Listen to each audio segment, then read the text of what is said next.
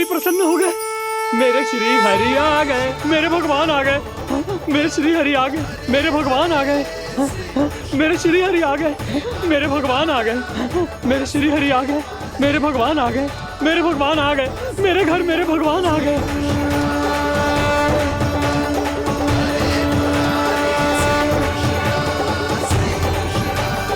मेरे घर आ गए, मेरे श्री हरि आ गए। हाँ, मेरे श्री हरि आ गए। ये तो बावले थे ही, अब बालकन को भी साथ में मिला लिए। उज्जवल क्या कर रहा है? अरे ठहर जा बोला।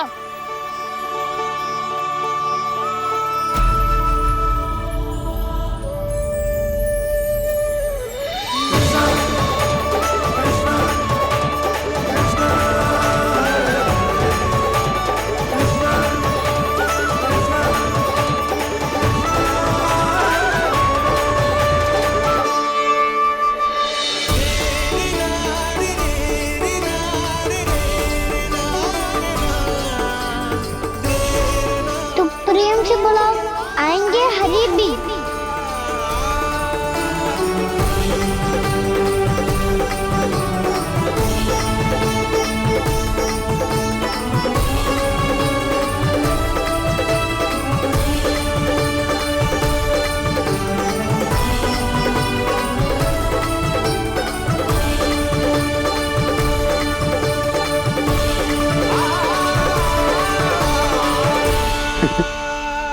क्या वो गाना? किसकी धुन में झूम रहा तू? निर्मल निशा भक्ति की धुन में।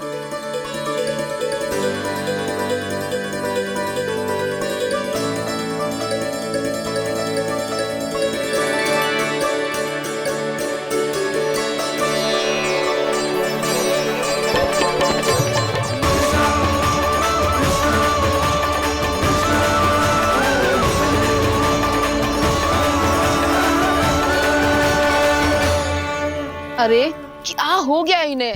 बावले हो गए हैं क्या? ठहरो, कोई आवश्यकता ना है ऐसे बावलों की तरह नाचने की।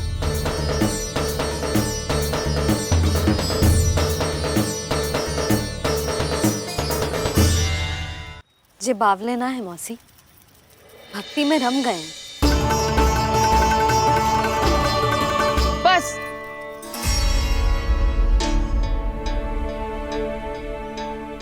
हम सब कब से खड़े हैं यहाँ, पर तुम्हें कुछ ध्यान ही ना है।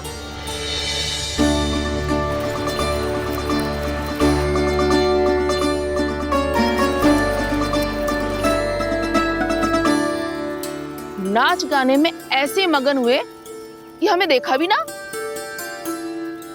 मुझे नाचते हुए देख मेरे श्री हरि को इतना आनंद आ रहा था कि मैं अपने आप को रोक नहीं सका। और वैसे भी मेरे जन्म का एकमात्र उद्देश्य है श्री हरि की सेवा करना, श्री हरि को प्रसन्न करना।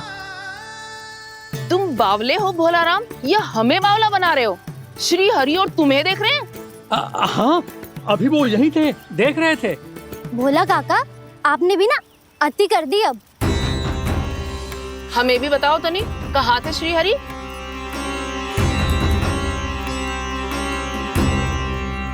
ना जाने अपना उपहास करवाने में क्या आनंद आता है इन्हें। देखो, अब तुम सच मानो या झूठ, लेकिन हमरे श्री हरि यहीं थे, इसी चाक पर अभी। हाँ, लो सुन लो इस मूर्ख की बात। श्री हरि को और कोई स्थान ना मिलो जो इसके मिट्टी के चाक पे आकर बैठेंगे। श्री हरि को और कोई स्थान ना मिलो जो इसके मिट्टी के चाक पे आकर बैठेंगे। श्री हरि को और कोई स्थान ना मिलो जो इसके मिट्टी के चाक पे आकर बैठेंगे। जैसी मैया भैंसो ही लल्ला, दोनों का कुछ पता ही ना चलतो, कब किस बात पर प्रसन्न हो जाए और किस बात पर रुष्ट। अरे मैं भला असत्य क्यों बोलूंगा?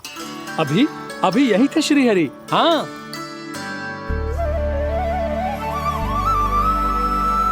हाँ, जैसे श्री हरि को तो कोई कार्य है ही ना। वो तो आतुर होके बैठे रहते हैं कब तुम हरि हरि बुलाओ और वो दौड़े चले आए।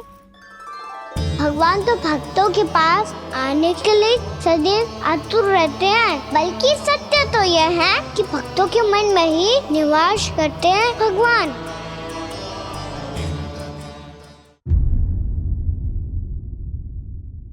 अरे मैं भला असत्य क्यों बोलूंगा? अभी अभी यही थे श्री हरि। हाँ,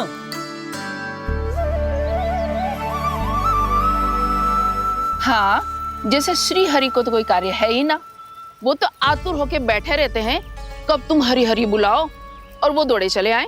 भगवान तो भक्तों के पास आने के लिए सदैव आतुर रहते हैं, बल्कि सत्य तो यह है कि भक्तों के मन में ही निवास करते हैं भगवान। भगवान तो भक्त के पास आने के लिए सदैव ही आतुर रहते हैं शंकरी मौसी। बल्कि सच्ची बात तो ये है कि भगवान हमारे मन में ही निवास करते हैं। कम से कम तू तो इसे बढ़ावा मत दे जशोदा। जब देखो जब हरि नाम की रट लगाए रहते है। हरि बोलते बोलते ऐसो बावलो होता है कि सारा कार्य भूल जाता है। 2 दिन से अपनी मटकी के लिए चक्कर काट रही हूँ। अभी तो एक चक्कर और लगाना होगा आपको। आपकी मटकी तैयार हो गई है, अभी लाता हूँ।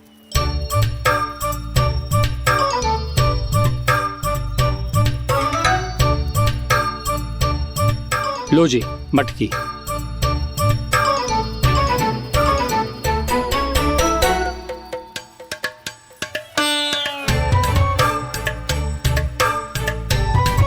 इस कच्चे मटके का क्या करूं मैं?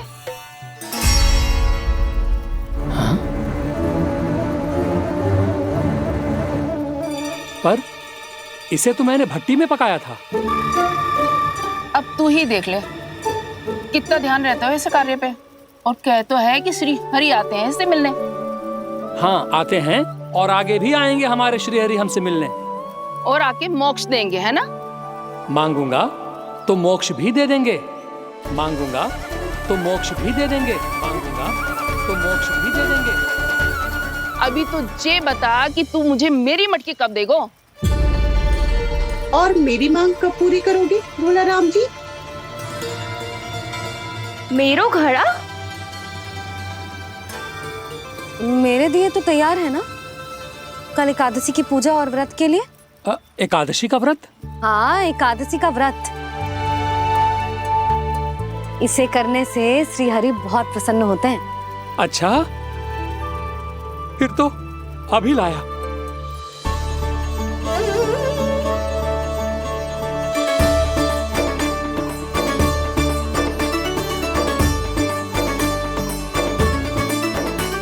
लो जी आपके दिए।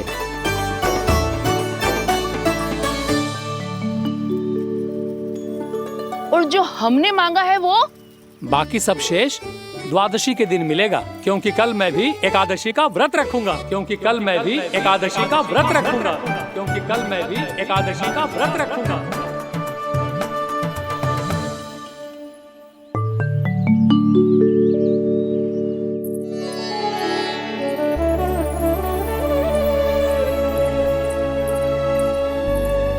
जानकी, फूलों का प्रबंध हुआ कि ना? हाँ भाभी, जे रे। सदैव विलंब कराती है। पर भाभी इस बार तो फूल समय से ही लाई थी। क्या हुआ जशोदा? अभी तो पूजा की तैयारी ना हुई? देखो ना मौसी, ये जानकी ना कुछ छूट ही जाता है इसके कारण। एकादशी की पूजा और व्रत आते ही जसोदा भाभी इतनी वग्र हो जाती है। ऐसो क्या होगा इस पूजा में?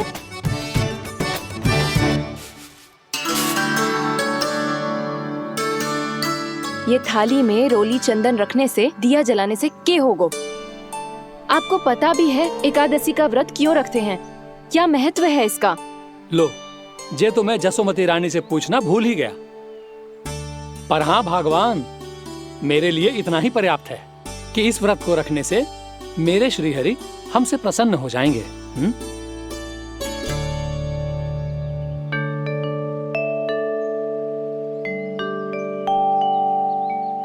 नारायण ही जाने ऐसे कैसे पूजा करते हैं जे श्री हरि की एक मूर्ति तक ना है इनके पास।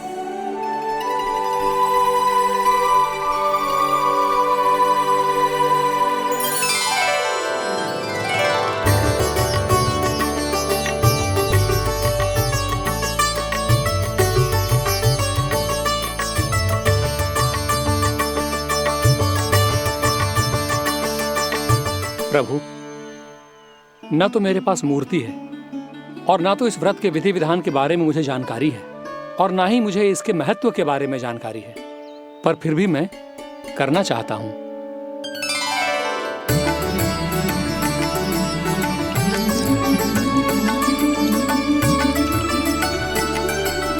इसीलिए मैं दृढ़ संकल्प लेता हूं, पूरी निष्ठा के साथ, श्रद्धा के साथ और पूरी आस्था के साथ मैं इस व्रत को संपन्न करूंगा।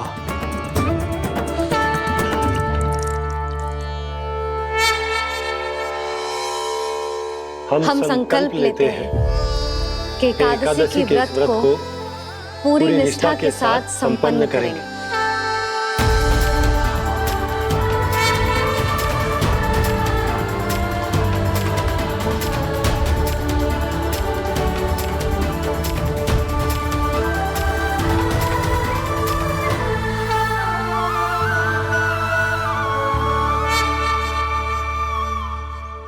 तुलसी जी के पत्ते तो हैं ही ना।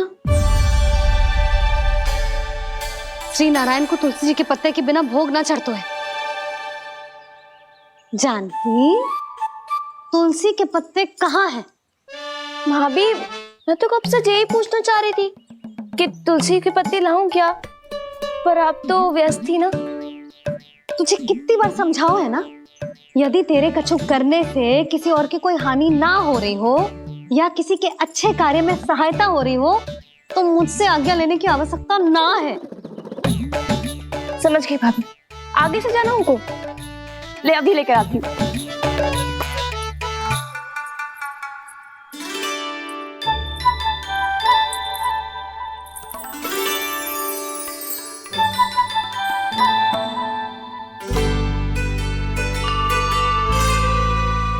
ताऊ, आपने पहले ये व्रत करो है? आपको इसका महत्व पता है? भाभी चल। जानकी, तुमने ये व्रत करो है, फिर तुमको इसका महत्व पता है? सुमति जी, आपको पता है इसका महत्व? कान्हा, क्यों तंग कर रहे हो सबको? मैया, सबने करो ये व्रत, मुझे भी करना है।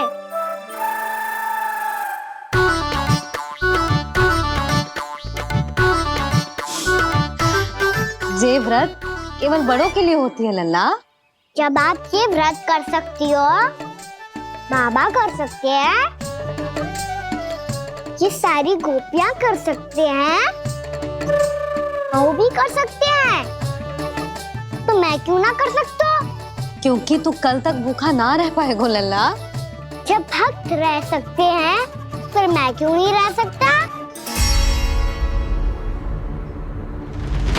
मेरा अर्थ है कि नारायण के भक्त मैया, मैया मान जाओ ना, मुझे करने दो ना ये व्रत। अपनी लल्ला पे आप विश्वास ना है आपको? विश्वास है। अच्छा ठीक है, तू भी कर ले।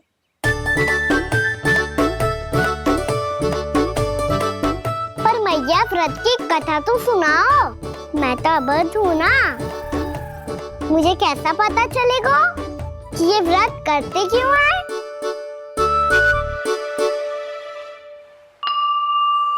प्रभु, मुझ अबोध को कैसे पता चलेगा कि इस व्रत का क्या विधि विधान होता है और क्यों रखा जाता है और इसका महत्व क्या होता है? मुझे तो आप ही बता सकते हैं प्रभु।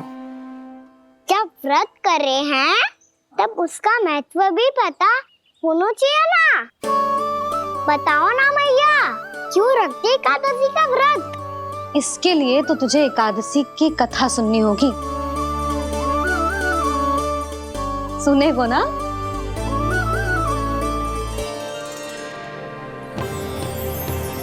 वसुदेव सुतं देवं कंसचाणूरमर्दनम्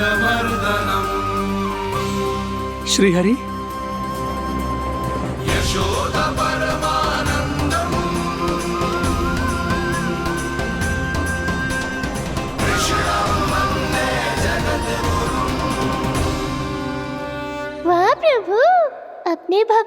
एकादशी व्रत का महत्व समझाने का अच्छा उपाय खोज निकाला है आपने।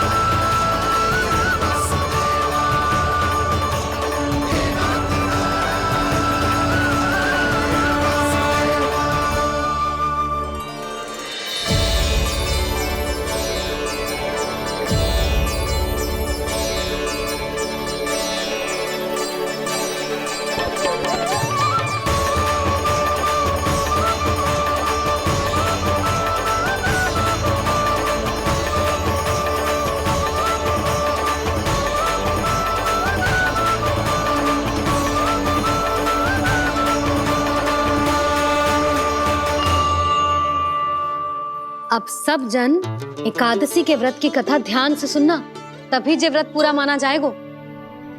समझो लल्ला।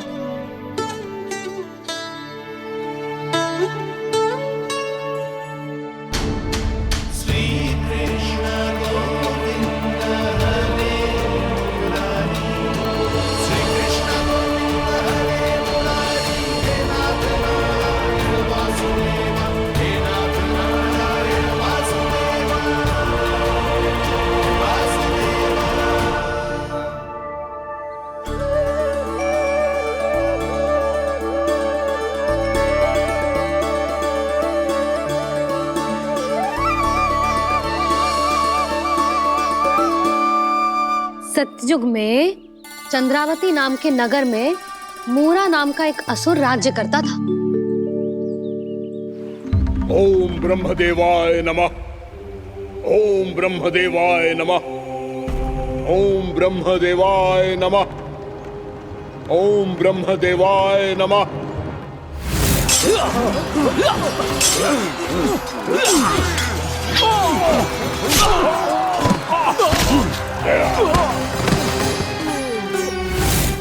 ओम ब्रह्मदेवाय नमः। ओम ब्रह्मदेवाय नमः। जब उसने देवताओं के हाथों असुरों की पराजय देखी, तब वो वरदान पाने के उद्देश्य से ब्रह्मा जी की तपस्या करने चला गया।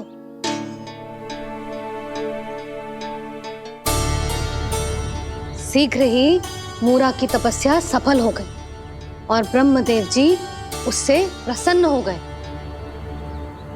ओम ब्रह्मदेवाय नमः। ओम ब्रह्मदेवाय नमः। ओम ब्रह्मदेवाय नमः। ओम ब्रह्मदेवाय नमः। ओम ब्रह्मदेवाय नमः। ओम ब्रह्मदेवाय नमः। ओम ब्रह्मदेवाय नमः। ओम ब्रह्मदेवाय नमः। ओम ब्रह्मदेवाय नमः। मूरा,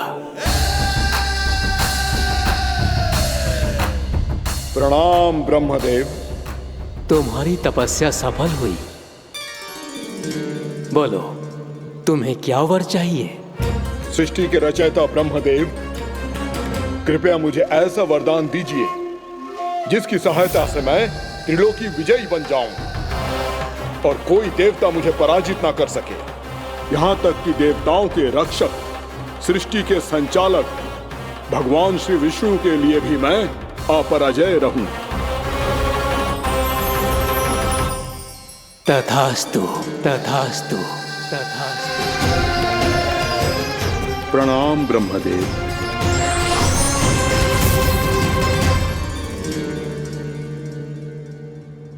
ऐसा वरदान पाकर मूरा बहुत अभिमानी होगा। यक्षों, किन्नरों, यहाँ तक कि देवताओं को भी युद्ध के लिए ललकारने लगा, पर किसी ने भी उसकी ललकार को स्वीकार ना करो, क्योंकि सभी उसकी शक्ति से बहुत भयभीत थे और उसके सामने युद्ध किए बिना ही अपनी पराजय स्वीकार करने लगे और फिर दंभ में आके उसने स्वर्ग लोक पर भी आक्रमण कर दिया और देवराज इंद्र तक को चुनौती दे डाली।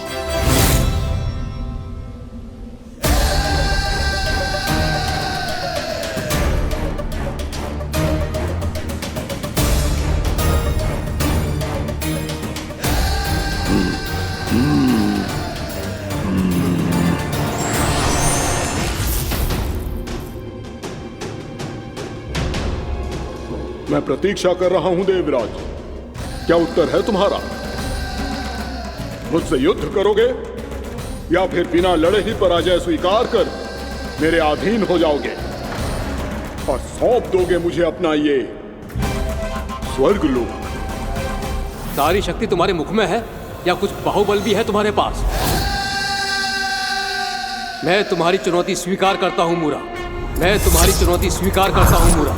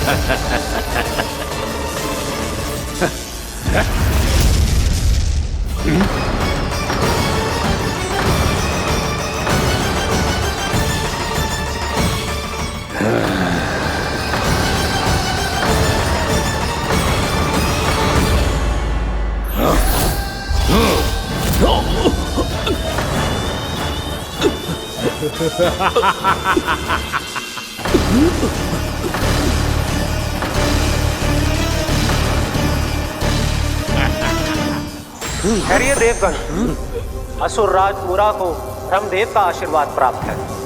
आप में से कोई भी इन्हें पराजित नहीं कर पाएगा।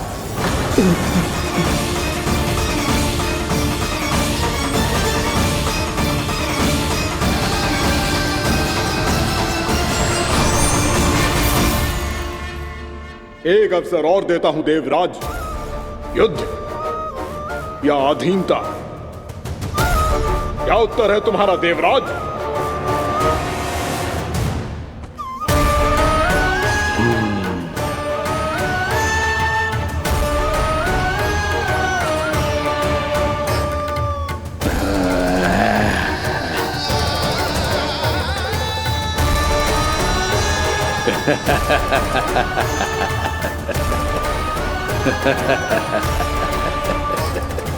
इंद्र और सभी देवताओं ने मूरा के आतंक में आके उससे भयभीत होके अपना सिंहासन छोड़ दियो।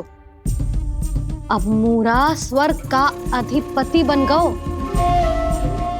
और शीघ्र ही उसने अन्य सभी असुरों को स्वर्ग में निवास करने के लिए आमंत्रित कर दियो। और इस प्रकार से वो धीरे धीरे तीनों लोकों का सम्राट बन गयो। उसे किसी ने रोका नहीं मैया? ना लल्ला, इतना साहस किसी में था ही ना। और फिर ये निश्चित करने के लिए कि भविष्य में किसी और असुर की मृत्यु ना हो, वो यमराज पे भी विजय प्राप्त करने के लिए यमलोक की ओर प्रस्थान कर दियो। वो तो अपने आप को और सभी असुरों को अमर बनाना चाहता था। पर देवता और यमराज भी उसकी ये योजना समझ गए थे। इसीलिए उसके आने से पहले ही सारे देवताओं ने श्री नारायण से सहायता के लिए गुहार लगाई। अब केवल आप ही कुछ कर सकते हैं प्रभु। अभी तो मूरा केवल त्रिलोक का स्वामी है, और यदि उसने यमलोक भी जीत लिया तो वो जीवन को ही नियंत्रित नहीं करेगा प्रभु, वो मृत्यु का भी स्वामी हो जाएगा। ऐसे में पहले सृष्टि का संतुलन तो नष्ट होगा प्रभु, और फिर स्वयं सृष्टि ही नष्ट हो जाएगी।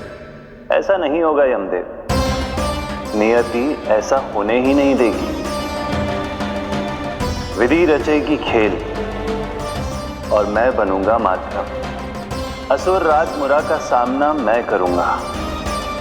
बस आप मुझे चुनौती देने के लिए उसे तैयार कर लीजिए, चाहे उसके लिए आपको साम दाम दंड भेद कोई भी उपाय क्यों ना अपनाना पड़े।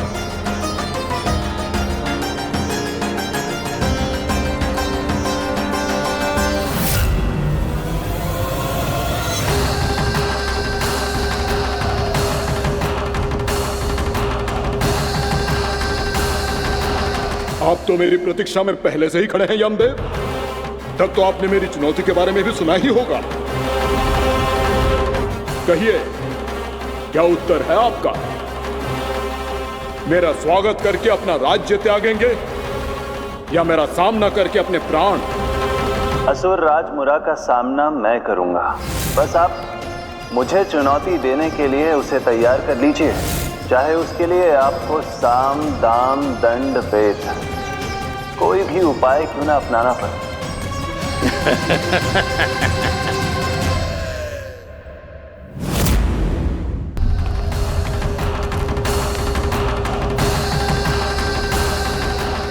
आप तो मेरी प्रतीक्षा में पहले से ही खड़े हैं यमदेव। तब तो आपने मेरी चुनौती के बारे में भी सुना ही होगा। कहिए, क्या उत्तर है आपका? मेरा स्वागत करके अपना राज्य त्यागेंगे या मेरा सामना करके अपने प्राण? हे असुर श्रेष्ठ, मैं आपकी अधीनता स्वीकार करने के लिए तैयार हूं। बस एक विनती है मेरी। शर्त को विनती का नाम देकर पहलाना चाहते हो मुझे यमराज? असुर राज मूरा के सामने शर्त रख पाओ, इतना सामर्थ्य नहीं है तुम में। इसका आभास है मुझे असुरराज, पर मैं आपकी अधीनता स्वीकार करूं इससे पहले आपको स्वामी धर्म का पालन करना होगा। मेरे पुराने स्वामी के क्रोध से मेरी रक्षा करनी होगी आपको। कौन है तुम्हारा पुराना स्वामी? भगवान श्री नारायण। और छोटी माँ, मूरासुर को तो श्री नारायण से भी रक्षा का वरदान प्राप्त था ना? यही तो श्री नारायण की लीला थी बलराम। पर वो राक्षस अपने दम में जे समझ ही ना पाओ कि वो क्या भूल करने जा रहे हैं, और पहुंच गो भगवान श्री नारायण को चुनौती देने के लिए।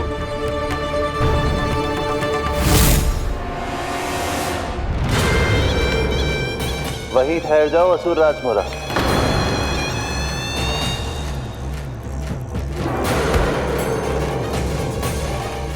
यहां क्यों आए? आपको पराजित करने और ये वैकुंठ जीतने, ताकि मैं यमलोक का स्वामी बन सकूं। फिर आओ, युद्ध भूमि में मेरा सामना करो।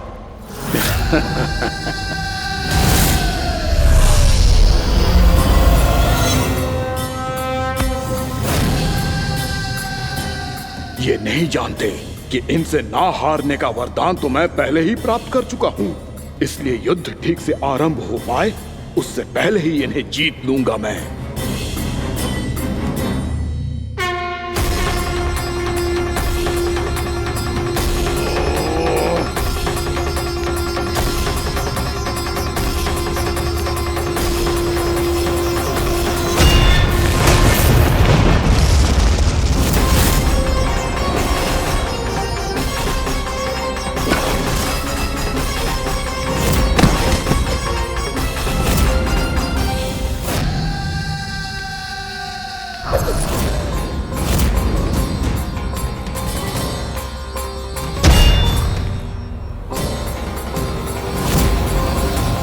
और इस प्रकार जे युद्ध वर्षों वर्षों तक चलता रहो। दोनों योद्धा पूरे ब्रह्मांड में अनेक अस्त्रों शस्त्रों के साथ युद्ध करते रहे।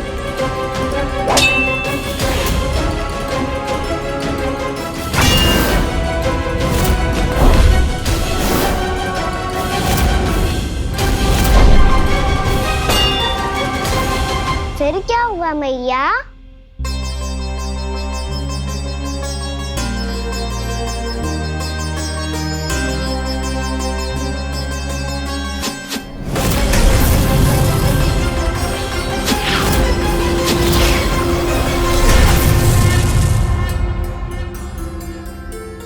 उस युद्ध को कभी समाप्त हुआ हो, पर कैसे? शीघ्र ही वो राक्षस थक गौ लल्ला।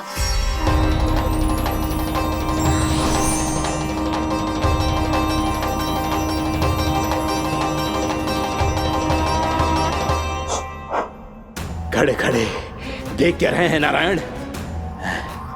आक्रमण कीजिए, वध कर दीजिए मेरा।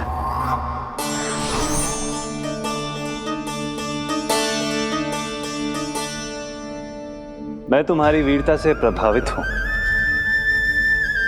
इसीलिए इतनी थकान की स्थिति में मैं तुम जैसे वीर पर आक्रमण नहीं करूंगा।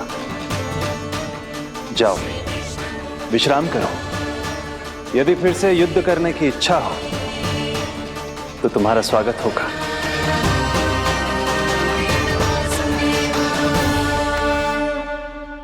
जे कह के श्री नारायण बद्रिका आश्रम चले गए और वहां हिमवत नाम की एक कंदरा में ध्यान लगा के बैठ गए। उधर वो राक्षस विश्राम करने लगो। अनेकों दिन बीत गए और अब वो राक्षस मूरा फिर से स्वस्थ होके बलवान हो गया था। उसने अपनी सारी शक्ति फिर से प्राप्त कर ली थी। श्री नारायण ने उस पर दया करी थी, पर वो फिर से श्री नारायण को छलने को तैयार होगा।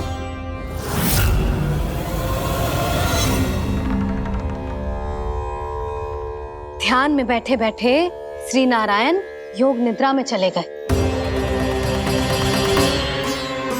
पर दुष्ट मूरा इसी अवसर का लाभ उठा के उनकी कंदरा में घुस आयो ताकि वो सोते हुए श्री नारायण पे आक्रमण कर सके।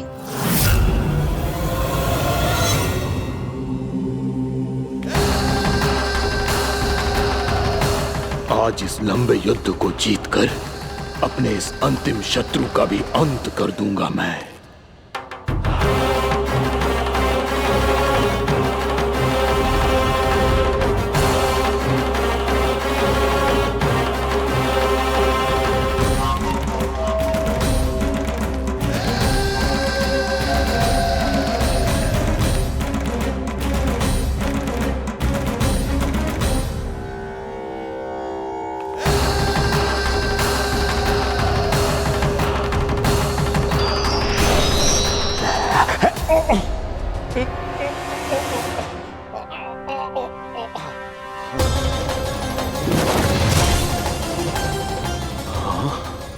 दुष्ट राक्षस, प्रभु ने तुझ पर दया की, तुझे संभलने का अवसर दिया। तू इन्हीं पर ही छल से वार करने चला है।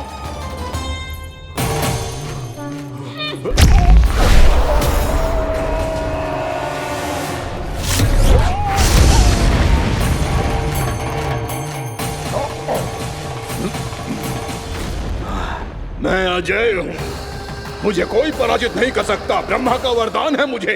तूने नारायण से अपराजय होने का वरदान मांगा था मूर्ख, उनकी शक्ति से नहीं। ध्यान से देख, मैं तेरी मृत्यु हूँ, मृत्यु।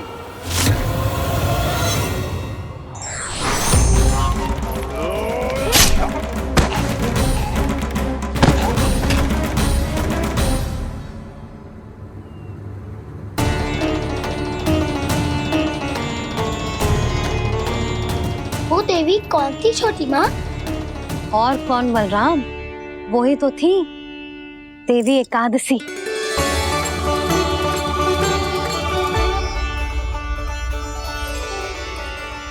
मुझे क्षमा कीजिए प्रभु, आपकी आज्ञा के बिना ही युद्ध करके आपके शत्रु को मृत्यु के घाट उतार दिया।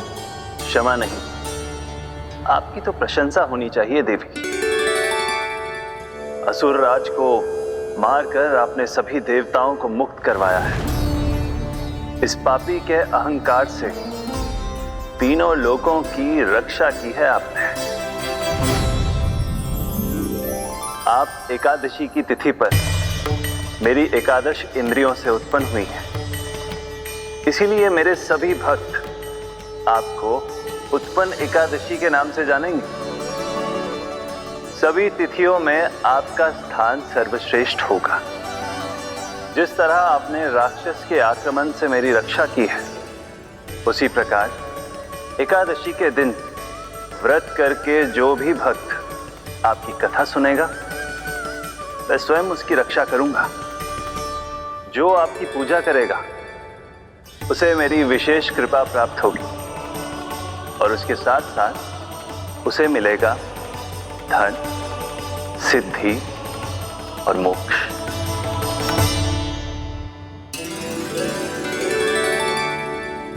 इसीलिए आज के दिन व्रत रखने का बहुत अधिक महत्व होता है।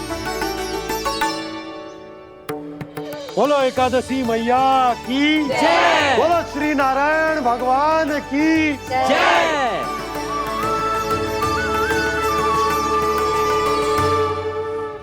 प्रभु की कृपा से एकादशी का महत्व भी पता चल गो और मेरा व्रत भी सफल होगा। अभी नहीं भूला रहा, एकादशी का व्रत पूरी तरह तभी सफल होता है जब द्वादशी के दिन उसे पूरा किया जाता है।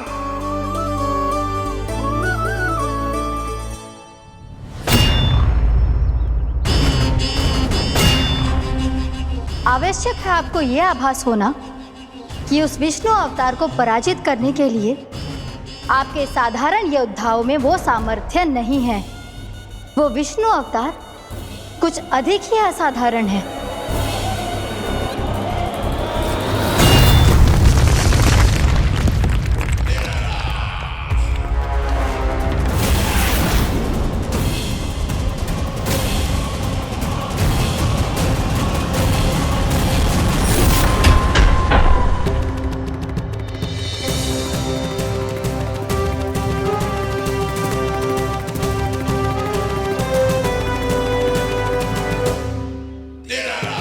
अब मैं दिखाऊंगा उस विष्णु अवतार को असाधारण शत्रु क्या होता है।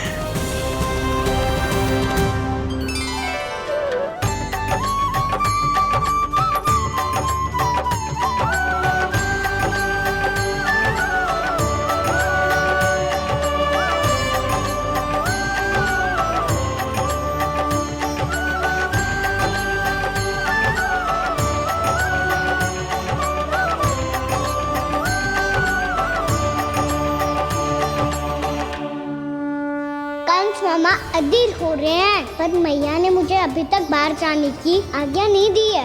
अभी उन्हें किसी और राक्षस को यहाँ भेजने से रोकने के लिए मुझे कुछ करना होगा।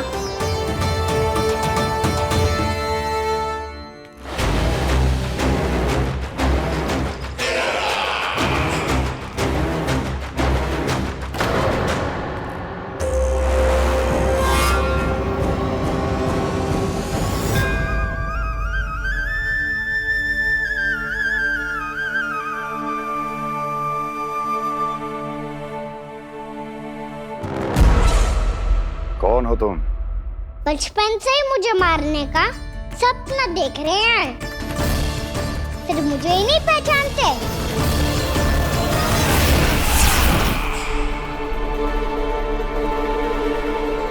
बचपन से विष्णु अवतार। कोई गाना बुलाता है तो कोई मुरलीधर पुकारता है, कोई माखन चोर कहता है, कोई कहता है चिच्चोर। पर विष्णु अवतार इस नाम से तो बस आप ही मुझे बुलाते हो मामा जी। इतना साहस, ये तो यहाँ आ गया है।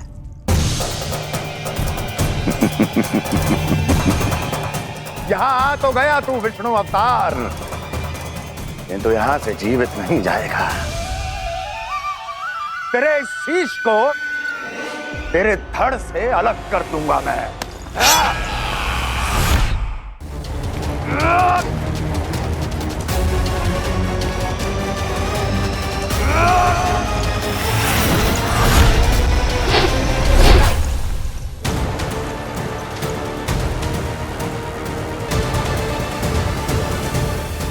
कहाँ देख रहे हो मामा जी? मैं तैयार हूँ।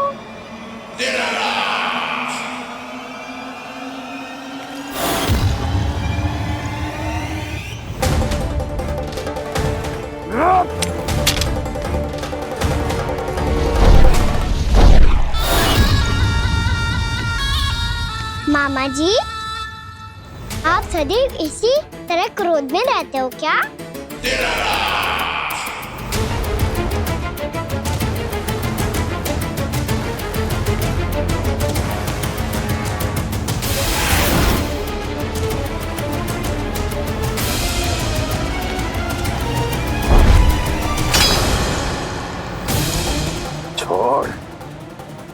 मेरी तलवार को। छोड़ो तो तब जब पकड़ा हूँ।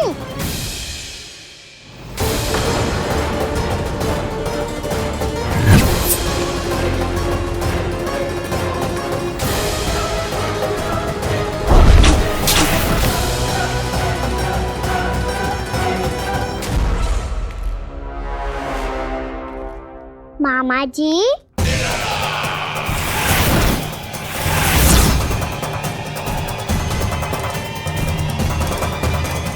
आप थक गए होंगे, थोड़ा विश्राम कर लो।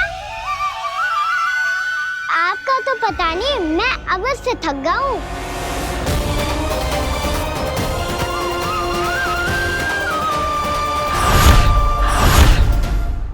मेरे सिंहासन पर बैठने का तो साहस।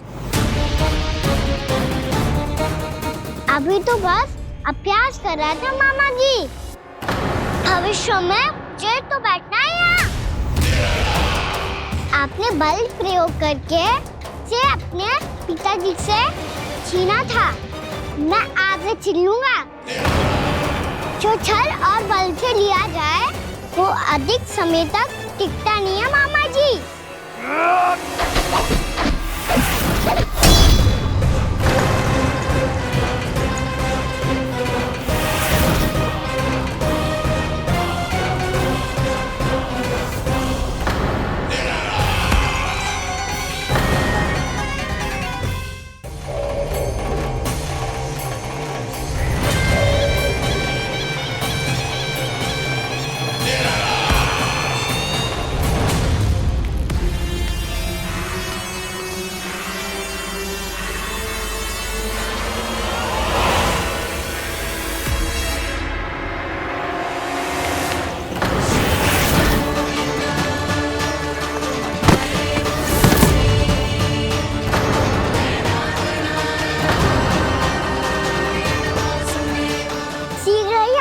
सिंहासन छोड़ना होगा।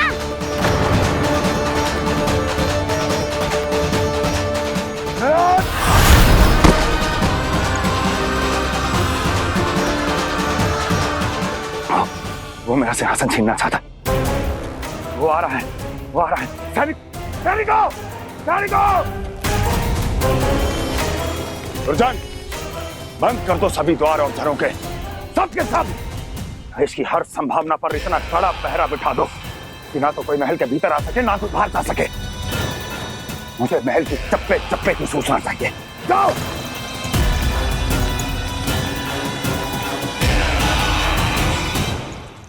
सिंहासन।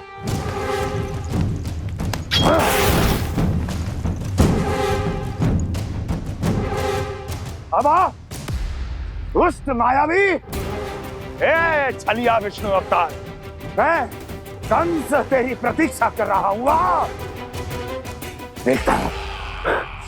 देखता हूँ मेरे सिंहासन पर कैसे बैठता है तू। मुझे तो बस कुछ समय चाहिए था, वो मिल गया। अब करते रहिए आप प्रतीक्षा।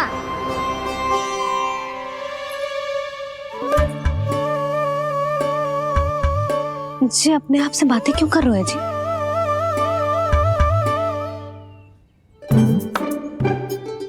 आप मुस्कुरा क्यों रहे हो? ना कचू ना। बताओ क्यों मुस्कुरा रहे हो? तुम ही पर गए हैं जी। जब तुम व्रत करती हो तो तुम भी ऐसा ही करती हो। इसी प्रकार भूख अधिक लगने पर अपना ध्यान भटकाने के लिए स्वयं से ही बड़बड़ाती रहती। होगा। आपको तो बस मेरा उपहास उड़ाने के लिए बहाना चाहिए।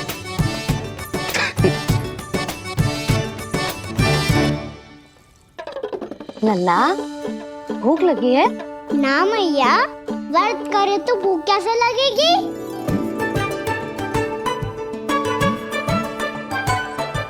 यदि लगी हो तो छोटे बालकों को थोड़ी बहुत भूल चूक क्षमा होती है। कछु ना तो फल तो तू खा ही सकते है। अब तो पूरे नियम और विधि विधान से व्रत तोड़ूंगा। कल द्वादशी के सुबह मुहूर्त के अनुसार। ठीक।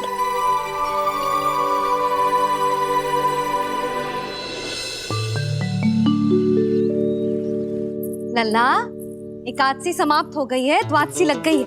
अब तू व्रत तोड़ सकता है, भोजन कर ले। ले।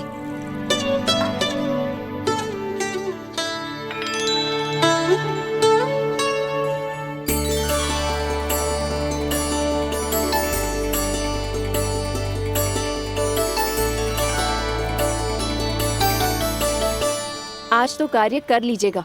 मैं ना चाहती कि सब गांव वाले फिर से आपका उपहास उड़ाएं। अरे इसी क्षण कार्य आरंभ करना आवश्यक ना है, कुछ खा तो लो।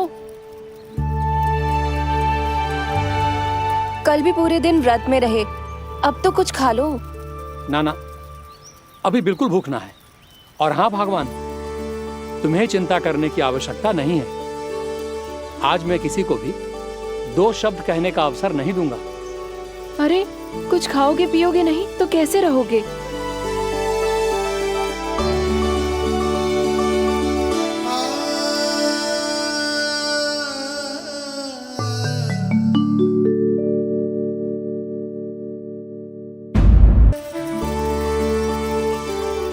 अरे इसी क्षण कार्य आरंभ करना आवश्यक ना है, कुछ खा तो लो। ना ना, अभी बिल्कुल भूख ना है। और हाँ भगवान, तुम्हें चिंता करने की आवश्यकता नहीं है। आज मैं किसी को भी 2 शब्द कहने का अवसर नहीं दूंगा।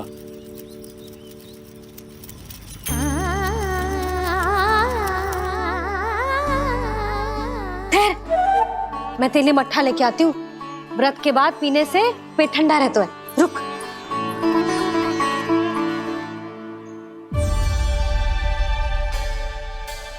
भक्तों ने अभी तक व्रत नहीं तोड़ा है, मैं कैसे तोड़ लूं?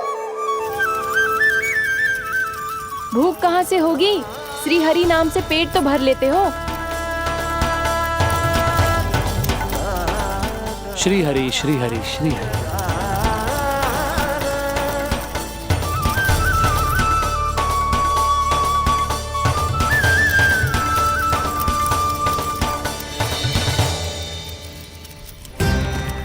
हरि हरि प्रभु हरि, हरि हरि प्रभु हरि, हरि हरि प्रभु हरि, हरि हरि प्रभु हरि। कल से अन्न का एक दाना ना गो है पेट में। अब क्या व्रत तुड़वाने भी आपके प्रभु ही आएंगे? अब क्या व्रत तुड़वाने भी आपके प्रभु ही आएंगे? मैया,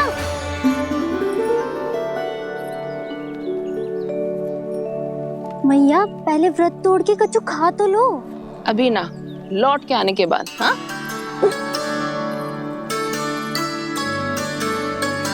बलराम, ठहरो पुत्र, पहले कुछ खा लो। व्रत तोड़ना आवश्यक होता है। मैया ने एकादशी का महत्व बताया।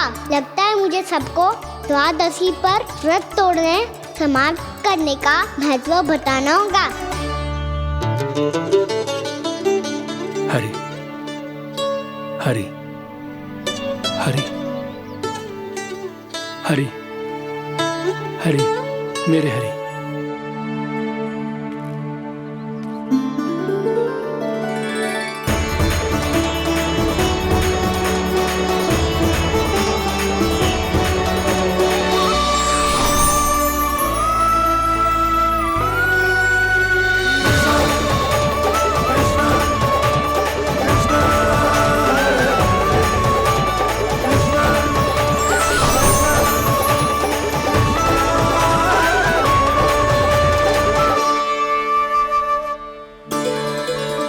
अभी अभी तो मैंने बच्चों की माँ को वचन दिया था कि आज किसी को शिकायत करने का अवसर ना दूंगा, और अब मैं प्रभु श्री हरि की कल्पना जसोमती रानी के लल्ला में ही करने लगा।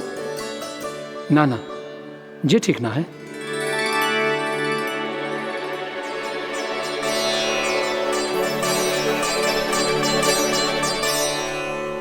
ठीक ही तो है, बिल्कुल सही पहचाना है आपने। बड़े तो बड़े, अब तो बालक भी हमारा उपहास उड़ाने लगे।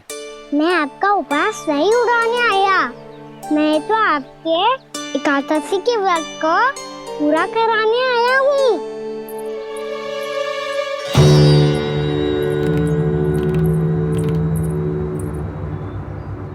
कान्हा,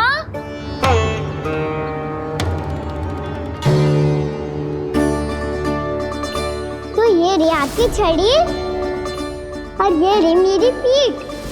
सेक देना तापड़ तोड़। आज तो इसकी पीठ सेक के रहूंगी मैं। मैया घर पे भूखी मुझे ढूंढ रही होगी। लो आज द्वादशी के दिन पहले प्रहर में भोजन करके अपना एकादशी का व्रत पूरा करो आप। धन्यवाद राजकुमार, पर अभी हमें भूख नहीं है। बहुत सारा काम पड़ा है और अभी थोड़ी ही देर में शंकरी बहन भी अपनी मटकी लेने आती होंगी।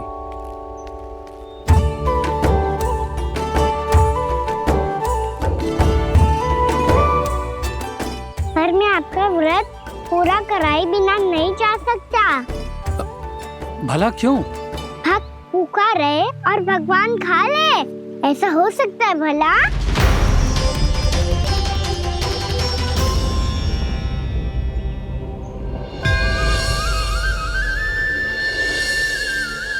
ये कैसा भ्रम हो रहा है मुझे लगता है अपना काम करना चाहिए। द्वादशी के पहले प्रहर में व्रत पूरा करना बहुत आवश्यक होता है, ना तो एकादशी का व्रत भी पूरा ना मानो जातो। इतनी सारी ज्ञान की बातें तुम्हें कैसे पता है लल्ला?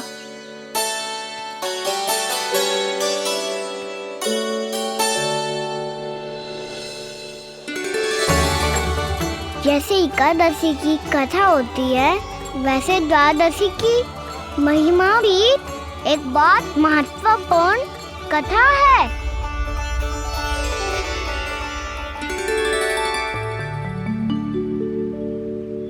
कैसी कथा? बिल्कुल सही समय पे आई हो आप, क्योंकि आपको ये कथा आपको अवश्य सुननी चाहिए।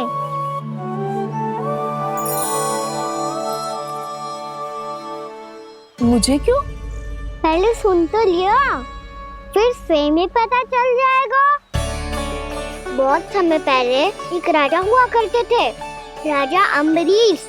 भगवान श्री हरि के बहुत बड़े भक्त थे। ओम नमो नारायणाय। ओम नमो नारायणाय।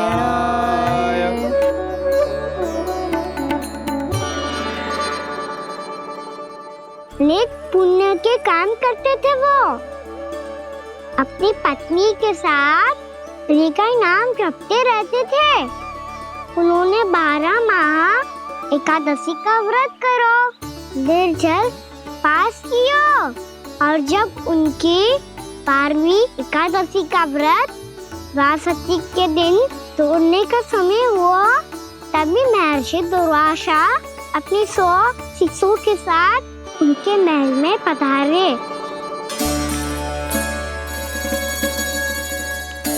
प्रणाम स्वीकार करें महर्षि। आप जैसे महान ऋषि मेरे राज्यसभा में आए, वो भी ऐसे अवसर पर जब मैं और मेरी पत्नी निरंतर 12 एकादशियों के बाद अंतिम एकादशी का व्रत तोड़ेंगे। इससे बड़े सौभाग्य की क्या बात हो सकती है हमारे लिए? आज आपके साथ साथ मेरा और मेरे शिष्यों का एकादशी व्रत भी पूरा होगा। संभव है प्रभु की इच्छा यही हो कि हम सब अपना व्रत एक साथ तोड़ें। ये तो अत्यधिक प्रसन्नता की बात है महर्षि। तो फिर ठीक है, हम सब यात्रा से थके हैं। व्रत तोड़ने से पहले हम स्नान करना चाहते हैं। जैसी आपकी इच्छा महर्षि। जब तक आप लोग लौटेंगे तब तक आपके सारे प्रबंध यहाँ हो चुके होंगे।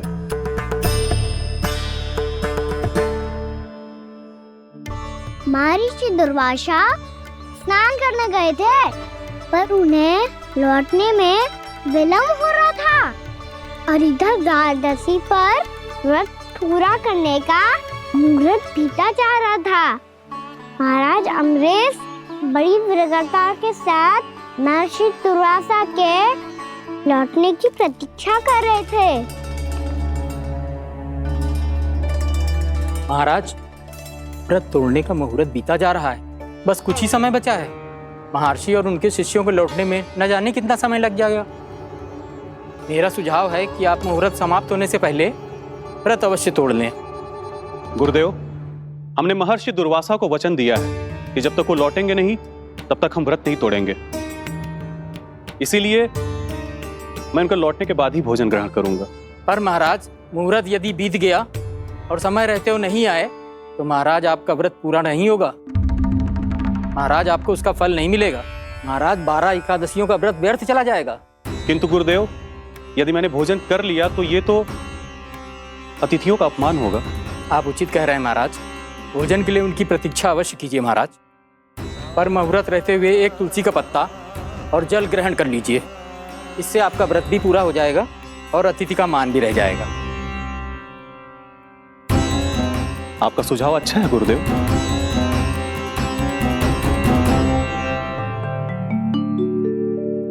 जैसे ही महाराज ने तुलसी का पत्ता खाया, वैसे ही महर्षि दुर्वासा लौट आए। महाराज,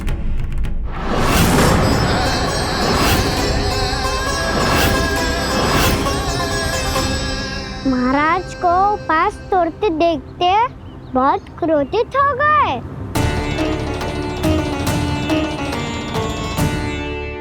बहुत बड़े भक्त हैं आप, परंतु आप ये नहीं जानते अपने अतिथियों के साथ कैसा व्यवहार करना चाहिए। आपने हमें साथ भोजन करने का वचन दिया था, पर अपना व्रत क्यों तोड़ा आपने? महर्षि, मैंने भोजन नहीं ग्रहण किया। कहीं मुहूर्त न निकल जाए इस कारण मैंने एक तुलसी का पत्ता ग्रहण कर लिया। 56 भोग खाया हो या एक पत्ता, अपना व्रत तोड़कर अतिथियों का अपमान किया है, मेरा अपमान किया है। अब आपको दंड भोगना होगा ताकि आप सीख पाएं कि अतिथियों के साथ कैसा व्यवहार होना चाहिए। महर्षि, आप जो भी दंड मुझे देंगे मुझे स्वीकार है, किंतु आप क्रोधित मत होइए। क्रोध का कारण आपने दिया है महाराज। एक महर्षि का अपमान करके राक्षसी प्रवृत्ति का परिचय दिया है आपने। इसीलिए अब एक राक्षसी आपको दंड देगी।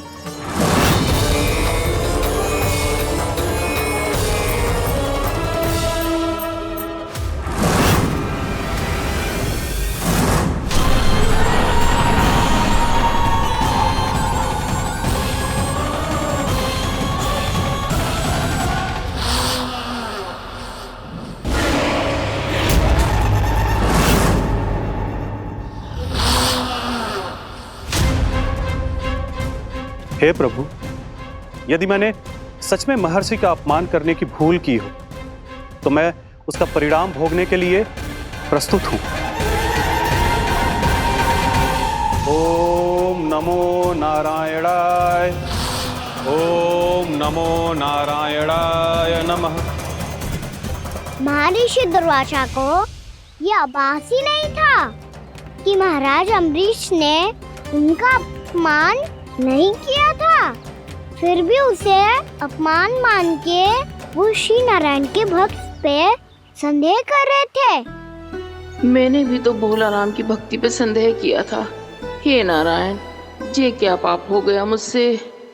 संदेह किसी अपमान से कम ना हो तो, और भगवान सब सह सकते हैं, पर उनके प्रिय भक्तों का अपमान सहन ना कर सकते। इसीलिए उन्होंने हस्तक्षेप करने का निर्णय लिया।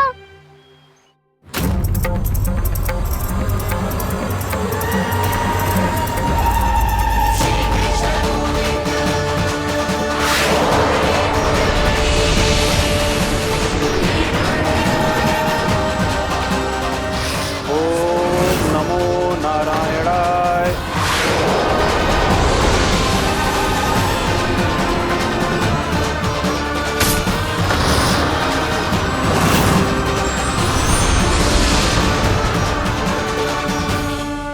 और फिर भगवान का वो सुदर्शन चक्र महर्षि दुर्वासा के पीछे पड़ गया।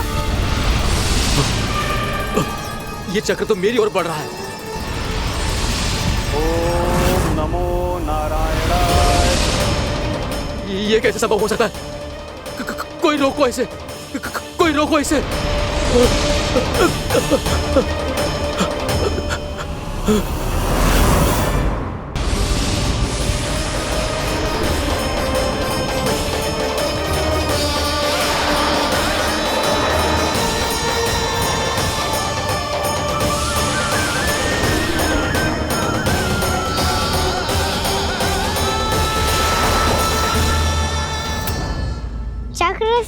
प्राण जैसे तैसे बचाते बचाते महर्षि दुर्वासा ब्रह्मलोक जा पहुँचे।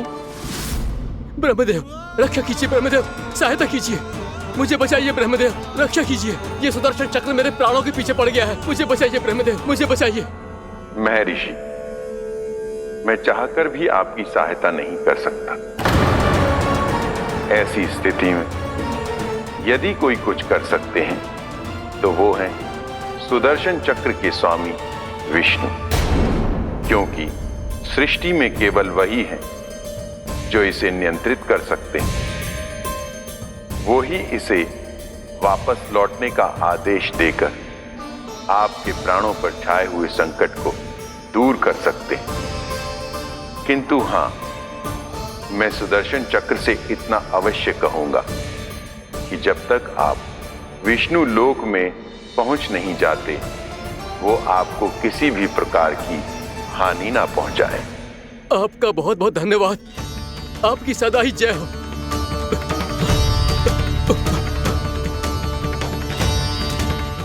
फिर क्या था? भागते भागते महर्षि दुर्वासा सीधे भगवान श्री हरि के शरण में बैकुंठ पहुंच गए। त्राहिमाम प्रभु, त्राहिमाम, मुझे बचाइए, मेरी सहायता कीजिए प्रभु, मेरी सहायता कीजिए। मैं आपके इस चक्र और ऊर्जा से नहीं भाग सकता प्रभु, कृपया करके अपने सुदर्शन को रोकिए, इसे वापस लीजिए प्रभु। यह असंभव है महर्षि। एक बार सुदर्शन चक्र मेरे हाथों से छूट जाए तो अपना उद्देश्य पूरा किए बिना, मेरे भक्तों की रक्षा किए बिना वापस नहीं लौटता। कोई तो उपाय होगा प्रभु, कृपया करके मेरे प्राण बचाइए प्रभु। मैं सुदर्शन की ऊर्जा से जलकर भस्म नहीं होना चाहता प्रभु। आप जो कहेंगे मैं करूंगा प्रभु, मेरी सहायता कीजिए प्रभु, मेरी सहायता कीजिए। मुझे नहीं लगता कि आप वो कर पाएंगे। मैं अवश्य करूंगा, मैं अपनी प्राण रक्षा के लिए कुछ भी करूंगा प्रभु। आपने मेरे भक्त राजा अम्बरीश को भक्ति का कर्तव्य निभाने के लिए अपमानित और दंडित किया है महर्षि, पर भक्त की रक्षा करना भगवान का कर्तव्य है। इसलिए यदि आप भक्त राजा अम्बरीश के पास जाकर क्षमा याचना करें और यदि वो आपको क्षमा कर दे तो ही ये चक्र आपके प्राण लिए बिना लौट सकता है। अन्यथा आप तो जानते हैं महर्षि, मेरे भक्त का अपमान मेरा अपमान। भक्त का अपमान भगवान के अपमान से कम ना हो तो है।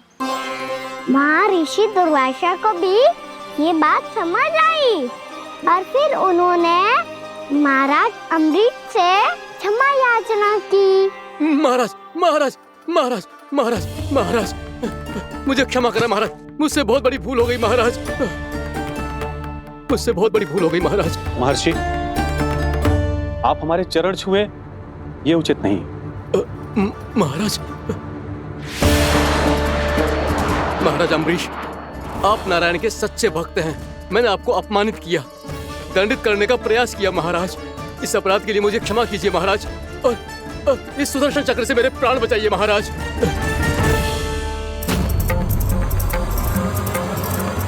हे महान सुदर्शन, यदि महर्षि के लिए मेरे हृदय में अभी भी वही सम्मान और प्रेम हो जो इनके प्रथम आगमन पे था, तो कृपया आप अपने धाम वापस लौट जाइए।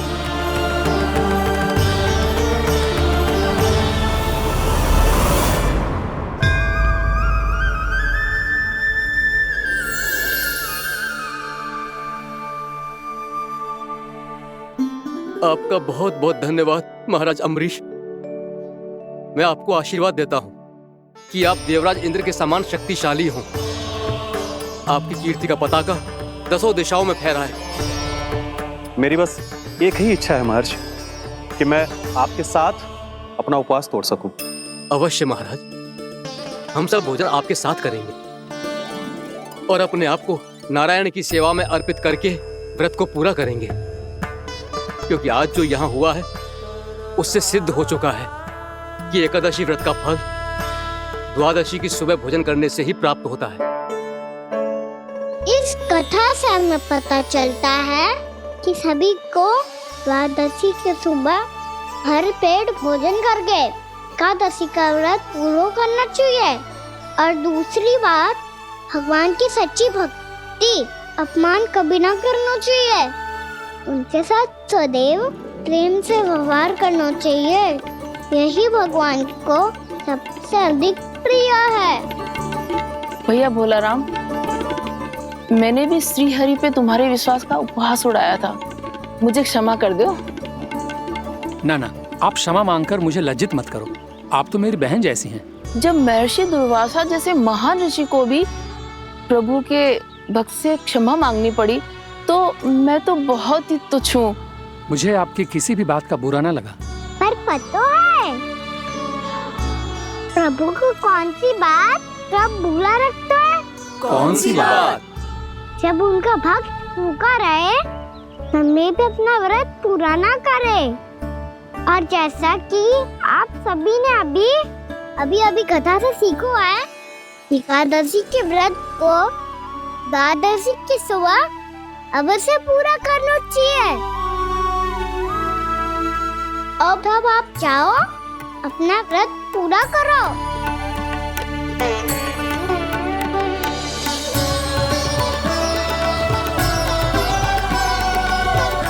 मैं आपके लिए जल लेके आती हूँ।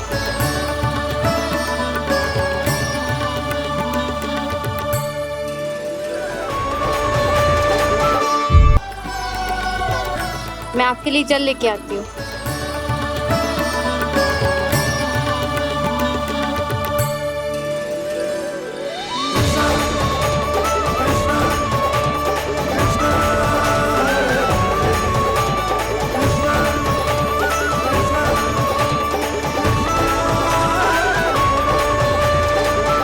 लो खाओ।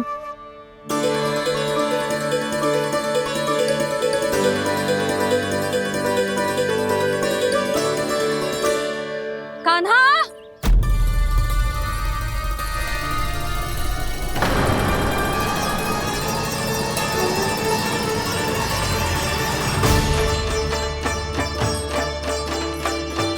बोलो काका, सिगरेट छुपा लो मुझे, मैया आ रही है, बहुत क्रोध में लगती है।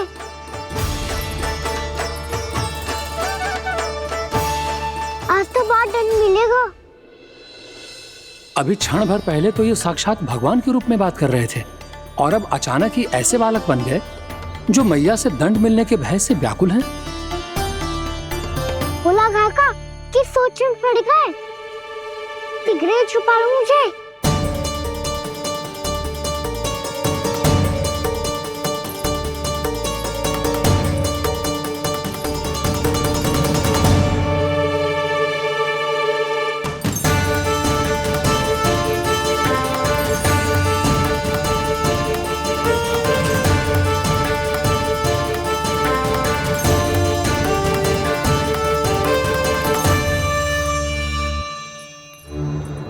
भोलानाथ जी, कान्हा को देखो है क्या? मैंने तो अपने प्रभु को देखा है। मैं अपने लल्ला को ढूंढ रही हूँ, उसे देखो है आपने? वही तो मैं भी कह रहा हूँ जसोदा रानी, मैंने सिर्फ और सिर्फ अपने प्रभु को देखा है। ये तो अब भी अपनी भक्ति में ही खोया हुआ है, इससे पूछ के कछु लाभ ना है, मुझे ही ढूंढना पड़ेगा।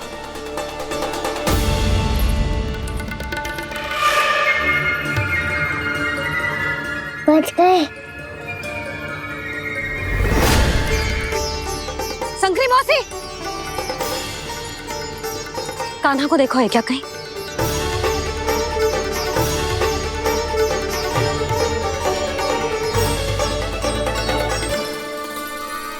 बोला काका, मुझे सिगरेट निकालो ना यहाँ से, भैया फिर से इधर ही आ रही है।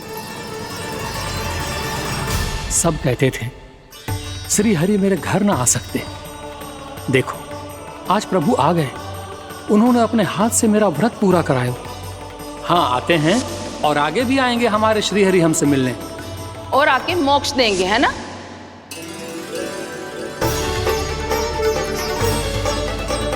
सिगरेट निकालो ना भोला काका, भैया आ रही है। मैं ना निकालूं? क्यों? मेरा अर्थ है मैं निकालूंगा, अवश्य निकालूंगा, पर तब तक नहीं निकालूंगा जब तक आप मेरी सारी बातें मान नहीं लेते हैं। कौन सी बात? प्रभु, मुझे मोक्ष प्रदान कर दीजिए प्रभु।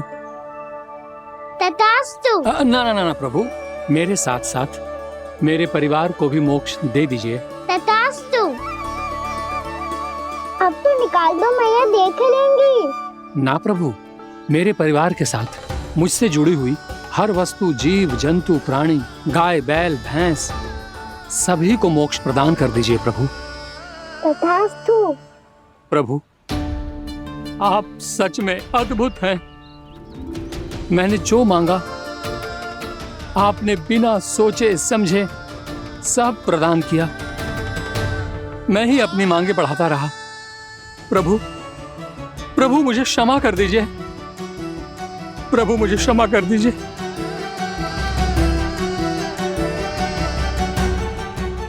आइए प्रभु।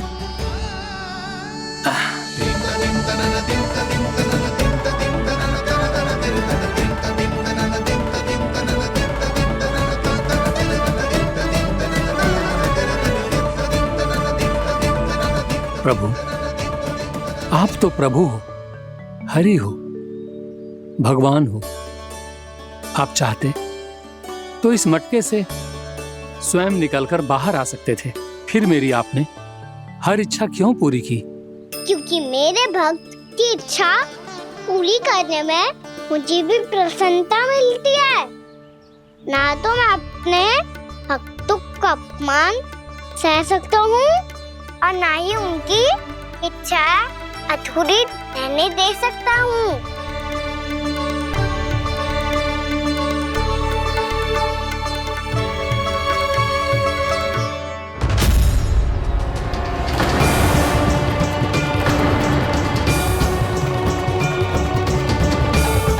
क्या कही थी तूने? हाँ, कि तू फिर से छल ना करेगा। फिर मुझे बिना बताए घर से बाहर कैसे निकलो? क्षमा करना मैया, पर जो आपने सिखाया था मैंने तो उसी का ही पालन करो है। फिर से चतुराई कर रहे हो है ना? हाँ, आप ही ने तो कही थी ना, यदि कछु करने से किसी को हानि ना पहुंचती हो या फिर किसी अच्छे कार्य में सहायता हो रही हो तो आज्ञा लेने की आवश्यकता ना होती। यदि तेरे कछु करने से किसी और की कोई हानि ना हो रही हो या किसी के अच्छे कार्य में सहायता हो रही हो तो मुझसे आज्ञा लेने की आवश्यकता ना है। तो किस अच्छे कार्य के लिए आया है यहाँ? एकादशी के सुबह एकादशी का व्रत खोल के पूजन करा जाता है।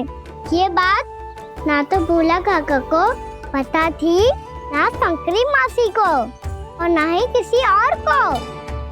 और तुझे पता थी? हाँ, मेरी मैया ने बहुत अच्छे से सिखाया है मुझे।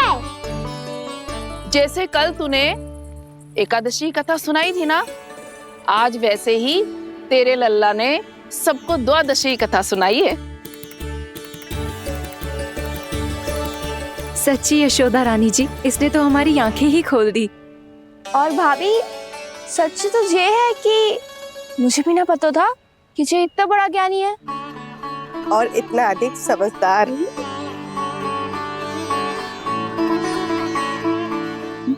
द्वादशी की कथा? वो तो मैंने इसे कभी सुना ही ना है। फिर इसे कैसे पता थी? रानी जी, जो स्वयं भगवान हैं, भला उन्हें कैसे कुछ नहीं पता होगा? मैंने तो इन्हें पहचान लिया। और हाँ, आप सब लोग भी इन्हें अपने अंतर्मन की आंखों से देखिए, हो सकता है इन्हें पहचान पाएं।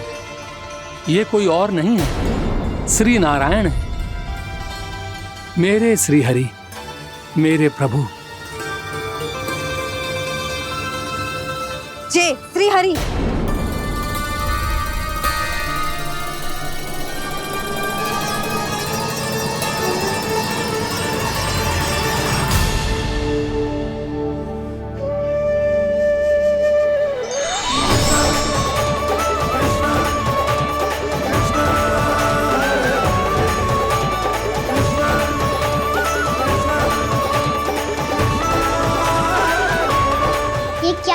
भैया भोला, जिस रास्ते को मैंने इतनी कठिनाई से बचा के रखा था, सबके सामने उसे उजागर कर दिया तुमने।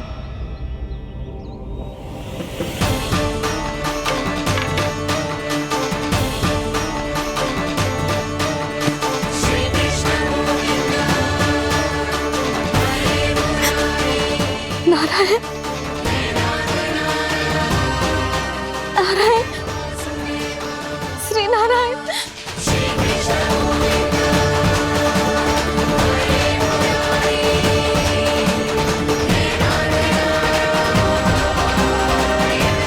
श्री नारायण।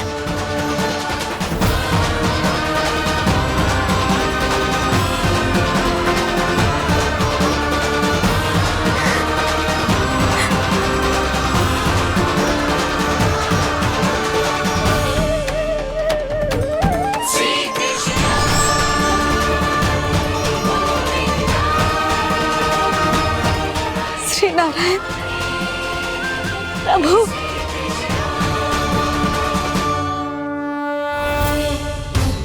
जिस रास्ते को इतने यत्न से संभाल के रखा था, आज वो सबके सामने खुल गया। और तो और मेरा भेद मैया को भी पता चल गया। बाबा सब कहते रहे,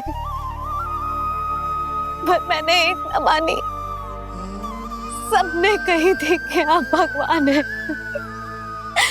पर मैं मूर्ख आपको पहचान ही ना पाई। कितनी अभागी हूं मैं।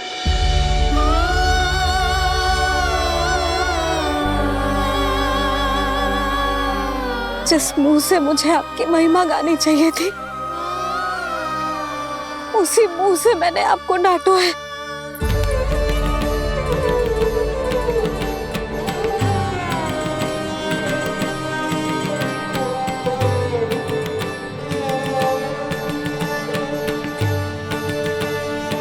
जिन हाथों से मुझे आपके चरण छूने चाहिए थे, उन हाथों से मैंने आपके कान पकड़े।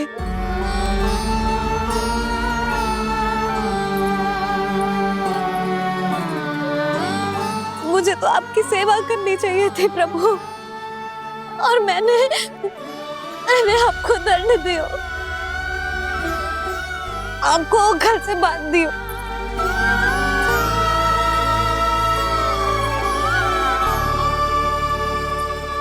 बावली हो गई थी प्रभु। अपने श्री नारायण को, अपने प्रभु को एक साधारण सा बालक समझ लियो मैंने। मैं आपके लिए भगवान नहीं हूँ मैया, साधारण बालक ही हूँ, बस आपका लल्ला।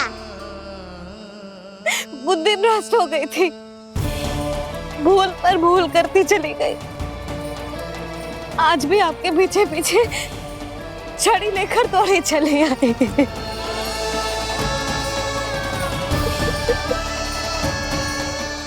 अपने आप को दोष मत दो मैया, आपके ममता के लिए तो जन्म लिया है मैंने।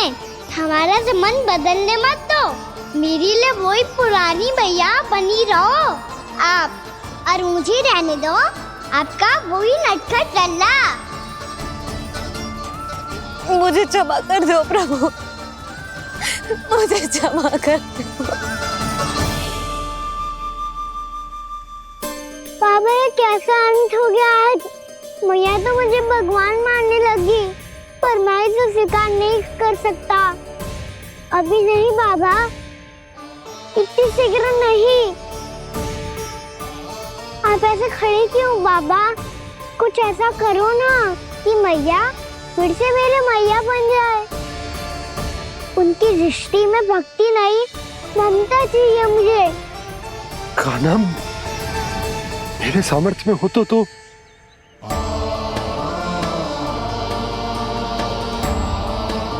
दाऊ, आप तो बड़े भाई हो, अपने छोटे भाई की सहायता करो ना, जिससे मैया सब कुछ भूल जाए। मैं क्या कर सकता हूँ कान्हा? कोई तो सहायता करो मेरी।